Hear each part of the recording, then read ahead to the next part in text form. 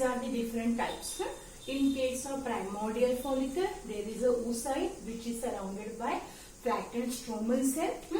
Primary follicle, this flattened stromal cell, they become columnar and zona pellucida is secreted surrounding to oocyte.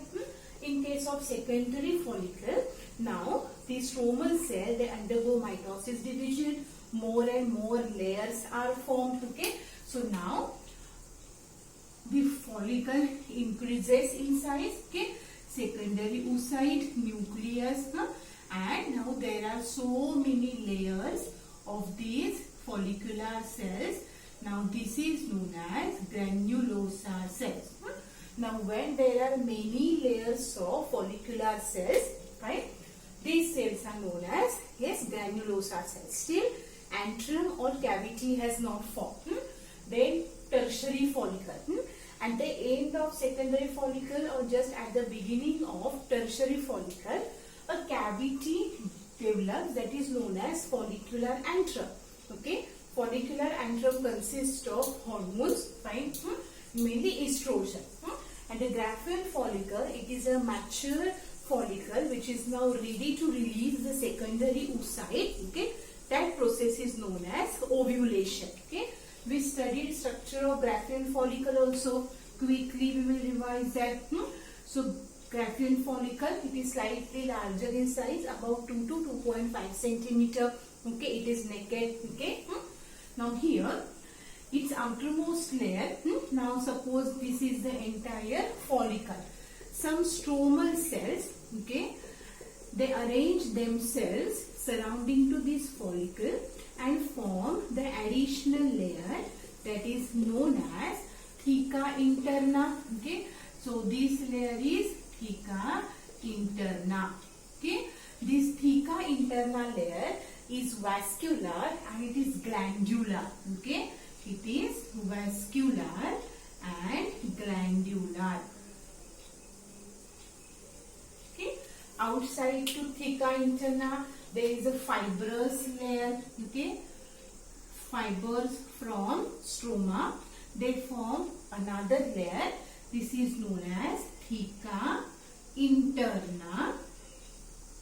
Okay, this theca interna is fibrous and avascular. Okay, theca interna, it is vascular and glandular. Okay, secretes hormone estrogen. Whereas theca externa, sorry, this is externa, theca externa, it is fibrous and it is avascular. Fine. Now because of the cavity or antrum which is now increased in size, these granulosa cells, they are shifted toward periphery and they remain in the form of a very thin layer. Okay. Now this layer where granulosa cells are present, this is known as membrana granulosa. Okay, a thin layer of granulosa cell, that is membrana granulosa. It is known as membrana granulosa. Now because of this cavity, oocyte is shifted toward one side. Okay, so it is eccentrically placed. Now surrounding to this oocyte also there is a layer of granulosa cells. Okay, and it is attached to the wall of granulosa layer. That region is known as germ hill.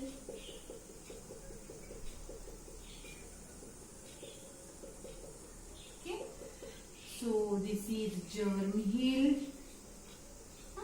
Now here one point also we have seen, the layer of granulosa cell which is in immediate contact with the oocyte, it develops into the another layer that is known as corona radiata. Now here oocyte has two more structural membrane.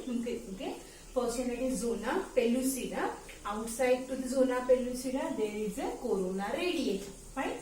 Now this is the structure of Graafian follicle which is mature follicle. Okay. Now this Graafian follicle undergoes ovulation. Now ovulation means what? Ovulation, it is a release of secondary oocyte from Graafian follicle. Usually it occurs on the 14th day if the reproductive cycle is of 28 days. Means if the menstrual cycle is of 28 days, then in such type of reproductive cycle, ovulation takes place on 14th day.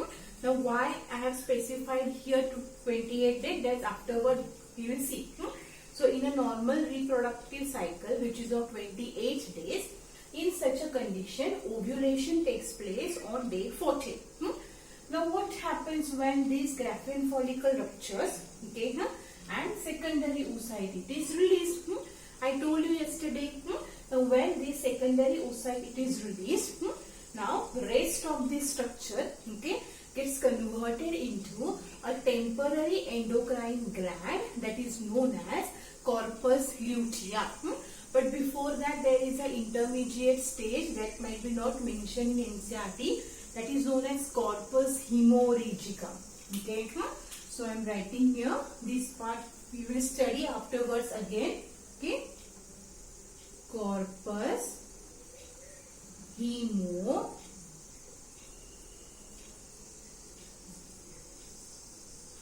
Corpus hemorrhagia or hemorrhagicum, GHEA. Okay, what is happening? Graafian follicle rupture. Okay, secondary oocyte it is released. Okay, and now the ruptured Graafian follicle gets filled with blood. Okay, now that temporary stage it is known as corpus hemorrhagia. Okay, that hemorrhagia then converts into the temporary endocrine gland that is known as corpus luteum. Okay, fine. So this is the temporary state. Then that is converted into corpus luteum. Okay, corpus luteum. Now what is this corpus luteum? This corpus luteum, it is a temporary endocrine gland. It is temporary endocrine gland. Okay, it secretes says progesterone, small amount of estrogen also. Okay, it is also known as yellow body. Okay, this point also I have told you. It is also known as yellow body. Why it is known as yellow body? Because it consists of a yellowish protein that is known as lutein and carotene pigment. Okay, so it is known as yellow body. Don't get confused with the yellow spot. Just try to recall where is the yellow spot. Okay, this is known as yellow body. Okay, this corpus luteum it secretes hormone progesterone.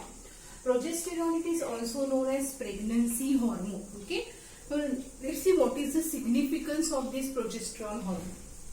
When secondary oocyte releases when secondary oocyte it is released from Graafian follicle. Okay, that is captured, okay, by or that is received by the fimbriae of oviduct. Okay, once it is collected by oviduct, it transfers into the ampulla region by means of ciliary movements. Okay, it waits over there. Okay, if sperms are available, now once released from ovary, it remains viable for next 24 hours. Okay, means if within 24 hours sperms are available for fertilization, then only fertilization can occur and zygote could form. Okay, so secondary oocyte not completed meiotic division. Again and again I am telling. The secondary oocyte state, it is not the ovum or egg. It is secondary oocyte released from Graafian follicle, released from ovary. Okay, it goes up to the ampulla region of oviduct. Okay, there it remains viable for 24 hours.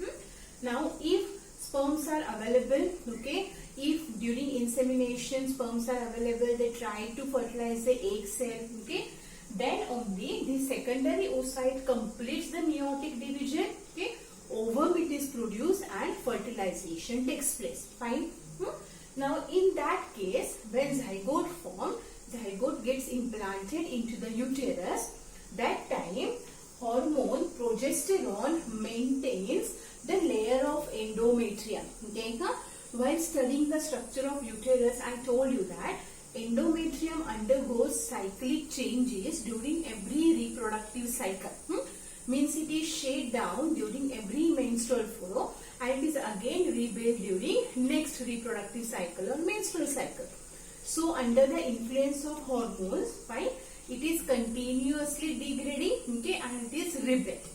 But once zygote is implanted into endometrium, that endometrium must prevent its degradation. It should remain as it is, okay. It should not disintegrate any further. So for that, progesterone is required. Progesterone maintains the endometrium layer, okay. It also brings about thickening of endometria. So during pregnancy, as zygotes implants into endometrium lining, that layer must be intact, fine. So for that, continuous secretion, high levels of progesterone are required in body.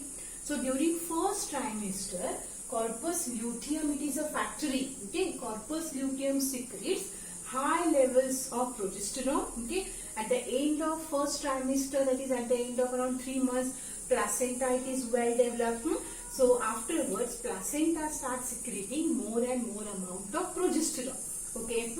But throughout 9th month of pregnancy, high level of progesterone it is required and it is maintained in the body.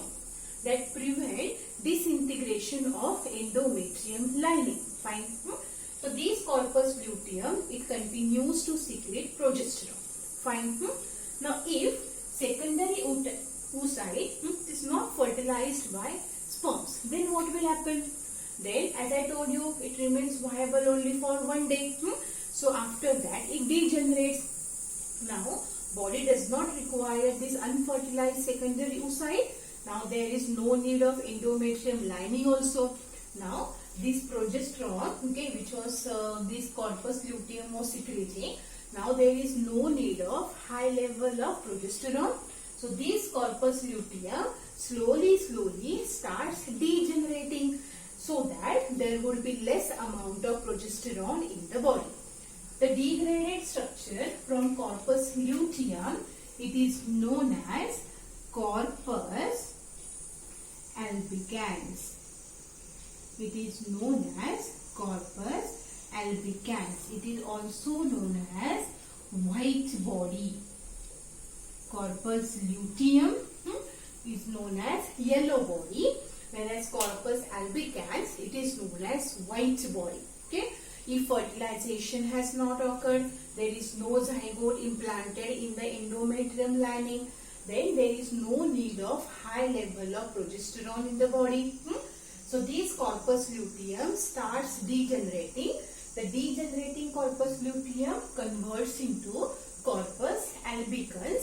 This is known as white body, fine. And then again next reproductive phase start.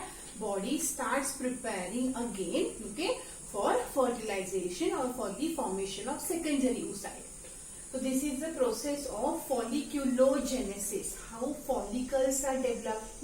Millions of follicles are added before birth. These follicles are continuously degenerating. That is known as follicular atresia. Okay, that point we will discuss afterwards again.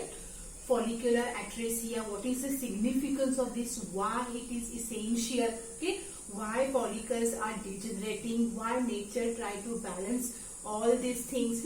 So that all these things we will discuss. Okay, so this is the process of folliculogenesis.